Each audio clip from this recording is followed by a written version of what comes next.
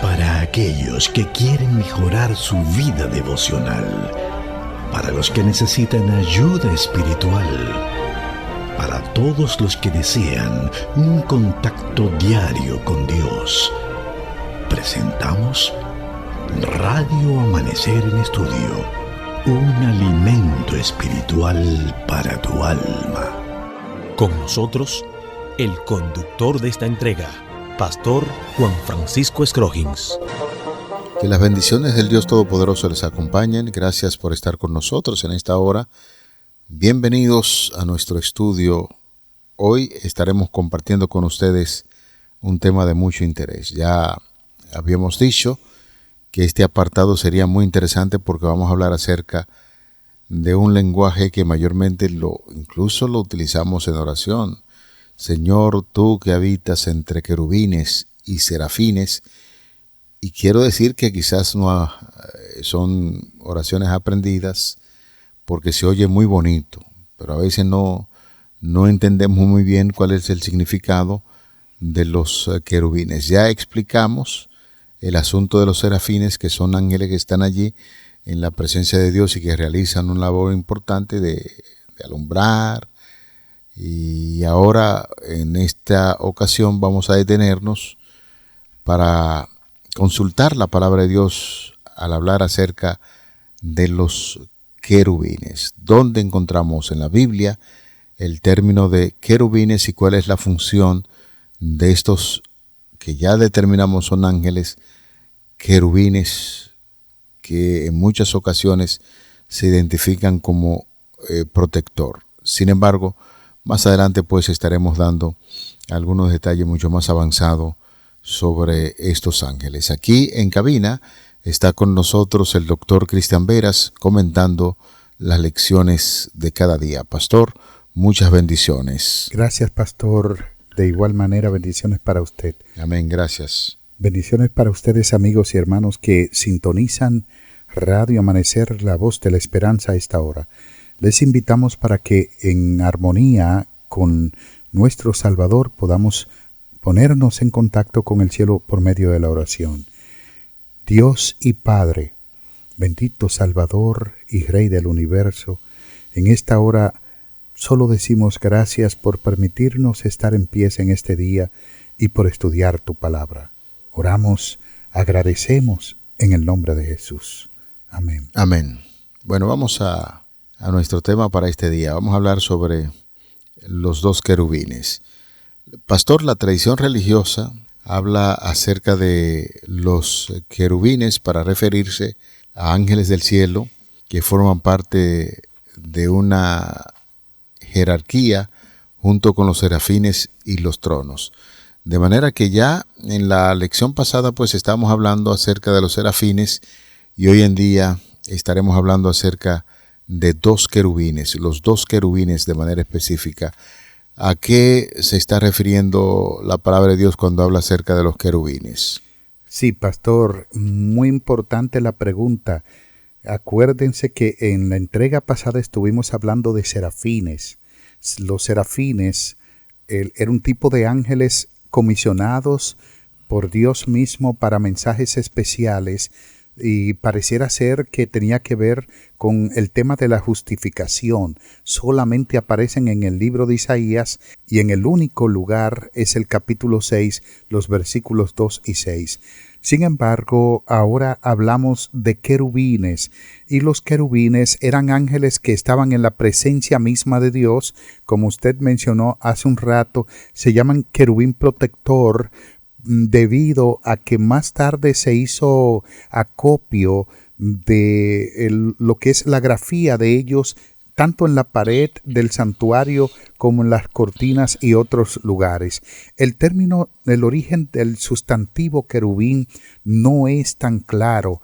Sin embargo, se cree que este vocablo está probablemente relacionado con la palabra asiria, carabu, que significa bendecir u orar. Y la Biblia presenta a los querubines como pertenecientes a una clase de seres que llamamos ángeles, especialmente los que están cerca del trono de Dios, de su presencia, como lo dice Ezequiel capítulo 9, versículo 3, Ezequiel capítulo 10, versículo 4, el Salmo 99, 1, y por eso las figuras de los querubines habían de estar encima del arca, en las cortinas del tabernáculo, y más tarde fueron esculpidos en las paredes y puertas del templo de Salomón en el libro Primero de Reyes, capítulo 6, versículos 29, 32 y 35. Pastor, en términos generales, entonces estamos aprendiendo que los querubines definitivamente son seres angélicos que están involucrados en lo que es la adoración y la alabanza a Dios. Quizás uno, revisando y repasando la palabra de Dios, ya que en muchas ocasiones habíamos tocado allí en el huerto del Edén un tema tan importante que cuando Dios sacó del huerto del Edén a Adán y Eva, y habíamos informado que después con el tiempo Adán y Eva y sus hijos iban a la entrada del huerto del Edén, y entonces se hace mención allí de que existían dos querubines que estaban protegiendo la entrada de la puerta. Y uno podría llegar a ciertas conclusiones y decir que estos querubines, después que el hombre se apartó, entonces le impiden al ser humano que vaya al lugar perfecto que Dios había hecho de encuentro, de adoración. Entonces realizan esa función de evitar que el ser humano entrara a ese lugar que Dios ya había hecho una restricción. Y sin embargo, en la puerta esos dos querubines podrían también representar una esperanza de perdón, porque la manifestación de Dios se hacía en ese lugar. Es decir, si no estamos mal informados en la palabra de Dios, es la primera vez en que hace mención acerca de los famosos querubines. Sí, definitivamente. Los querubines, además, como usted mencionaba, además de proteger o evitar, lo que tienen que ver naturalmente es con una protección de amor. ¿Por qué? Vamos al jardín del Edén. En el Edén había algo muy importante que Dios deseaba preservar. Era el árbol de la vida. Sí. Una vez que el ser humano peca, Dios colocó dos querubines. Dos querubines fueron colocados para proteger el camino al árbol de la vida. Y dice el texto, no sea que el hombre extienda su mano y que viva para siempre, coma del árbol y viva para siempre. Esta misma representación de los querubines indican de que por amor Dios impidió al ser humano comer del árbol de la vida y vivir en pecado para siempre. Esto no sería bueno para la humanidad. Ningún ser humano podría prolongar su existencia para siempre, eterna, en pecado, porque no va a ser feliz. El pecado trae desgracia, consecuencia, trae infelicidad. Sin embargo, los querubines están actuando y lo vemos como protector. ¿De qué? A veces pensamos que son protectores de Dios. ¿Necesita Dios ser protegido?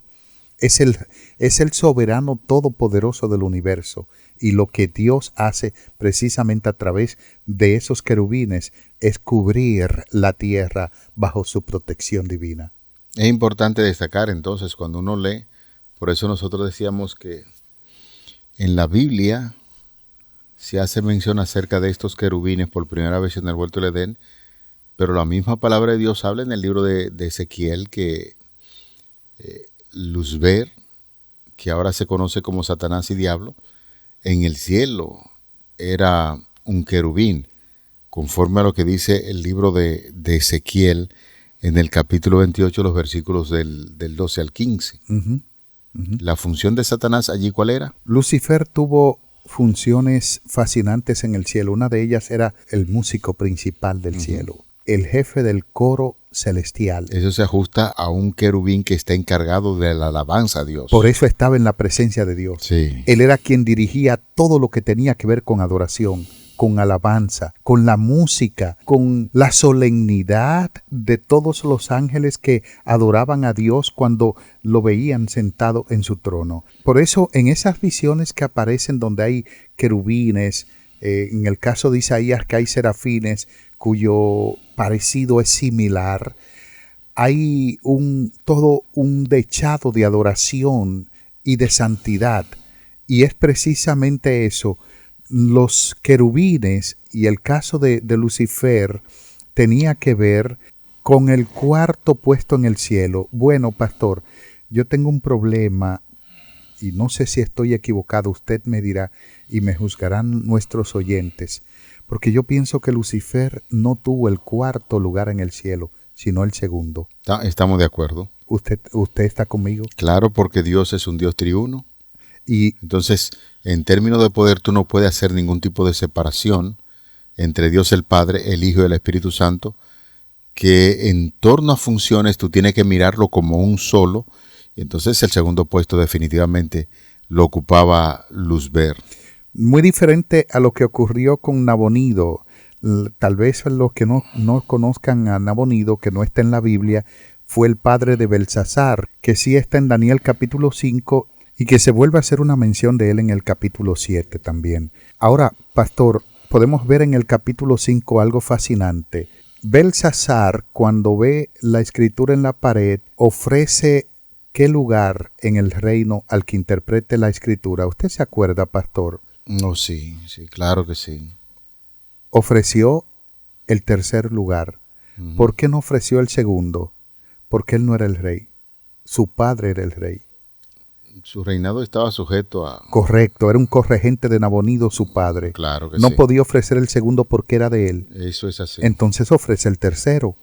En el caso de la deidad, ocupan el primer lugar los tres. Uh-huh. Y es entonces donde decimos que Lucifer ocupaba el segundo lugar.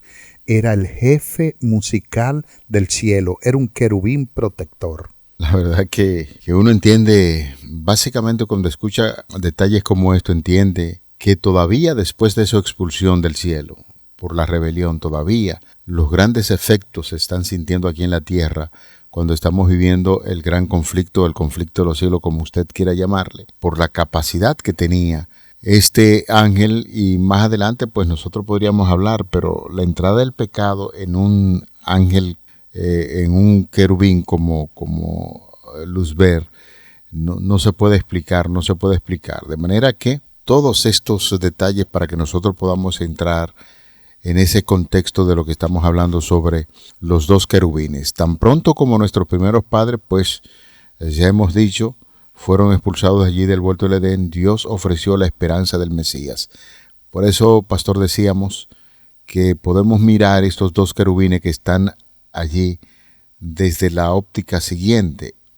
Primero, para evitar que entraran allí al huerto del Edén y pudiesen comer del árbol de la vida, pero también siempre que la raza humana chequeara estos querubines, tenía la esperanza de bendición y que un día no muy lejano y se iba a cumplir la promesa de redención, tal y como se habla del protoevangelio de Génesis capítulo 3, verso 15, y se estableció entonces un poderoso símbolo de la puerta del Edén, dos querubines con una destellante luz entre ellos. No debe perderse de vista el hecho de que esa escena asemeja a lo que es el arca del pacto, símbolo del trono de Dios, conforme a lo que encontramos en Éxodo capítulo 25, el versículo 18. Aquí hay una extraordinaria luz que nosotros utilizamos y que eso nos da una idea fascinante de ver cuál fue el símbolo que Dios utilizó con los querubines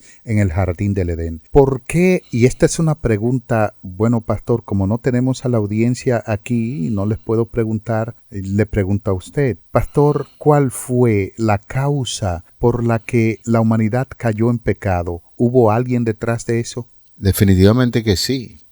Después de la expulsión de Satanás en el cielo, de Luzbel en el cielo, ya convertido en Satanás, quien está detrás de la caída del ser humano ese es Lucifer, que vino a esta tierra ya convertido en Satanás y motivó para que el ser humano cayese en pecado. Note las estrategias de Satanás, ya convertido en diablo, Satanás.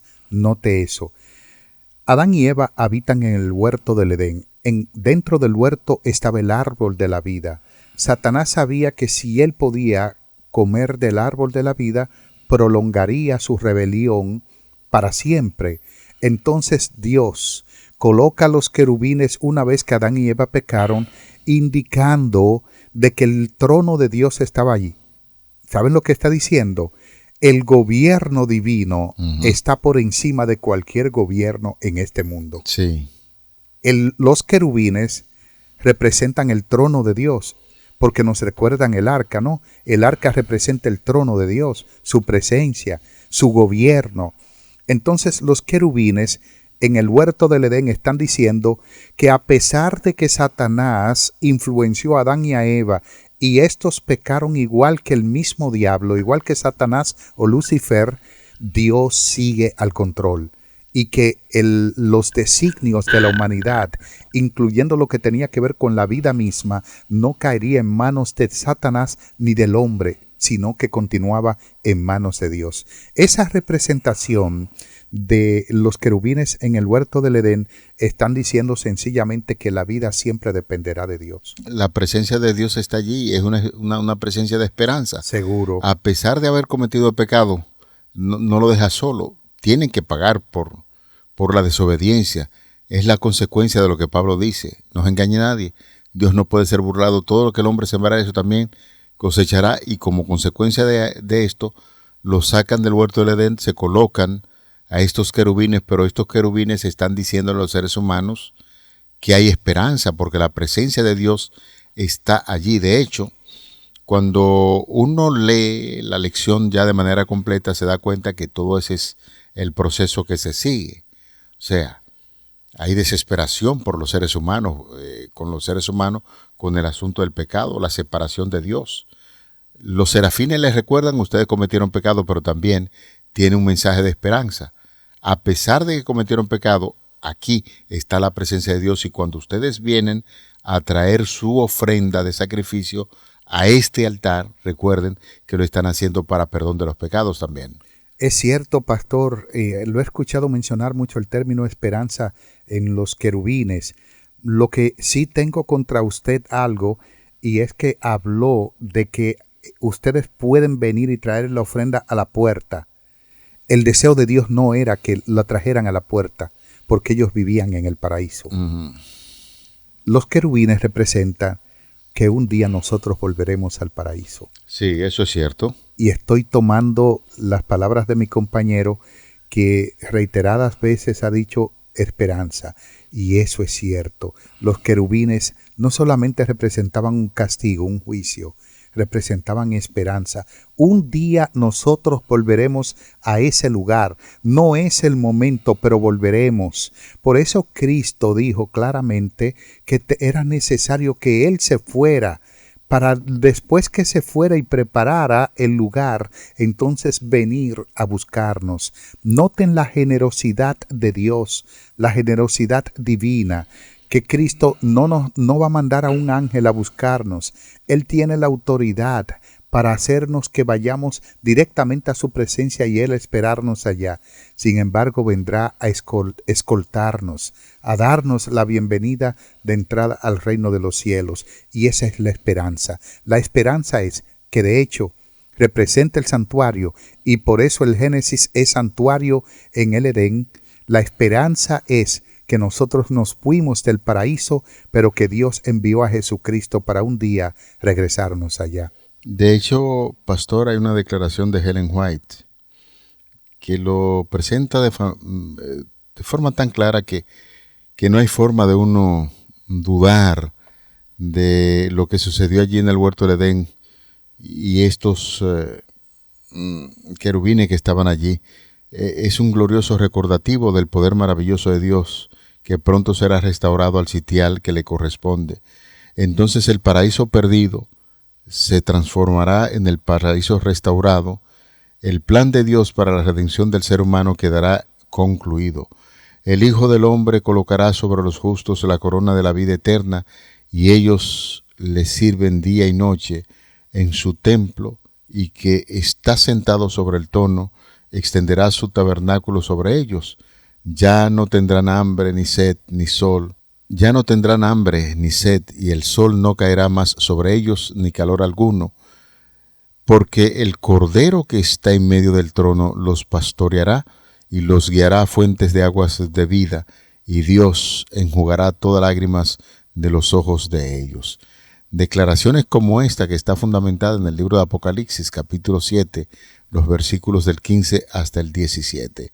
De manera que, en este sentido, la historia que estamos estudiando acerca de estos dos querubines, la historia del Edén, la desobediencia, pero la presencia de estos ángeles nos recuerdan que muy pronto, pastor, y usted ha estado insistiendo en esto, muy pronto, y nosotros esperamos que sea así, el Edén nuevo será restaurado y ya nosotros tendremos la oportunidad de entrar en ese Edén restaurado sin sombras ni pecado que nos separe de la presencia misma de nuestro Señor. Definitivamente que sí, pastor. Hay algo muy importante que el autor de la guía de estudio resalta, y miren lo que dice: el huerto del Edén permaneció en la tierra mucho tiempo después de que el hombre fuera expulsado de sus agradables senderos. Y luego dice: durante mucho tiempo después se le permitió a la raza caída contemplar de lejos el hogar de la inocencia, cuya entrada estaba vedada por los vigilantes ángeles. En la puerta del paraíso, custodiada por querubines, se revelaba la gloria divina. Usted comentó, pastor, y vuelvo a tomar o a retomar el énfasis de su comentario, de que Adán y Eva venían a la puerta del paraíso. El venir a la puerta del paraíso no significaba que estaban desprovistos de la gracia divina. Todo lo contrario. Miren lo que dice, que de hecho es una declaración de Elena de White en Patriarcas y Profetas, página 41. En la puerta del paraíso, que era custodiada por querubines, se revelaba la gloria divina. Como los querubines están siempre en la presencia divina, lo que está diciendo, pastor, el texto es que cuando Adán y Eva venían a traer, y su familia, sus ofrendas a la puerta del paraíso, la presencia divina venía para recibirlos y con su gracia divina otorgar el perdón para ellos. Que eso es lo que se manifiesta luego ya cuando se hace el santuario. ¿Dónde prometió Dios que iba a estar su presencia? En el santuario, en medio de su pueblo, y por eso utiliza la palabra chacán, de donde viene chequina. Ajá. El sustantivo chequina, morar en, lo que está indicando que el trono de Dios está en su pueblo. ¿Y quiénes estaban allí en la chequina? Bueno, habían dos ángeles, querubines, que estaban mirando aparentemente el interior del arca, uno de frente al otro. Entonces esto, señores, cuando uno lee la palabra de Dios de manera detenida y la va analizando, quizás con algún tipo de comentario o mirando las grandes verdades que allí se revelan, fíjese usted, pastor, cómo esa gran verdad se va extendiendo de generación en generación. Adán y Eva lograron entender esa verdad y la explicaron a sus hijos, y los hijos a sus hijos y sus descendientes, hasta que llegamos en tiempo de Moisés, cuando Dios manda a construir ese santuario, y dice: y construirme, me harán un santuario, y yo habitaré entre ustedes. Y así como se revelaba los querubines allí en el huerto de Edén, también lo encontramos en el santuario que Dios mandó a construir. ¿Y ese santuario era modelo de qué? Era un símbolo del santuario celestial, un modelo.